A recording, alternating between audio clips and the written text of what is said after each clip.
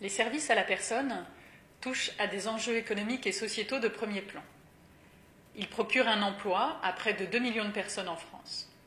Leur travail bénéficie à plus de 4 millions de ménages à tous les âges de la vie, qu'il s'agisse d'assurer la garde des enfants, le soutien scolaire, l'entretien du domicile, l'assistance informatique ou encore le soutien des personnes fragilisées par leur santé ou leur grand âge.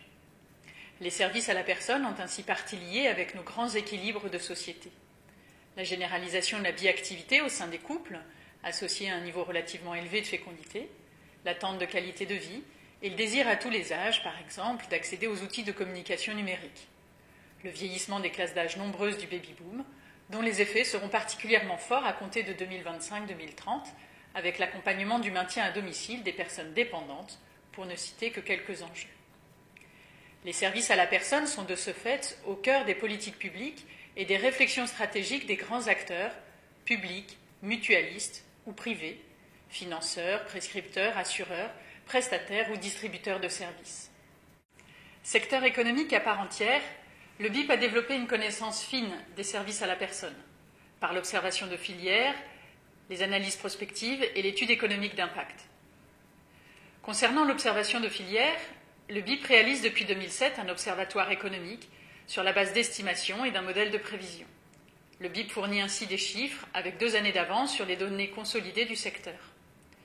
Il produit également depuis 2009, pour l'Agence nationale des services à la personne, un flux continu d'informations statistiques tirées d'enquêtes sociologiques ad hoc sur la professionnalisation du secteur. Ces analyses facilitent l'aide à la décision et le pilotage du secteur. Elles sont enrichies pour les collectivités locales par une analyse de la contribution relative des SAP à la création de valeur et à la création d'emplois à la date de la mission comme à l'horizon 2020. Le BIP s'appuie alors sur un outil propriétaire dit VARégion, modélisant les dynamiques sectorielles.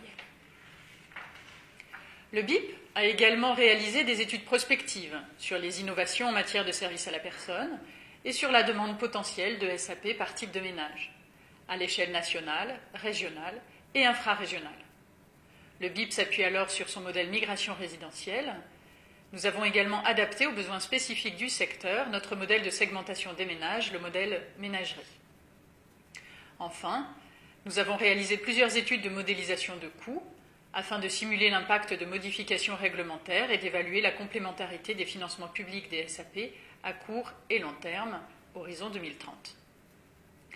Le BIP est aujourd'hui reconnu par des grands acteurs institutionnels, la NSP, le CNIS, l'IRSEM, pour l'expertise sectorielle développée. Nous avons plusieurs missions en cours ou en projet impliquant les différentes parties prenantes du secteur.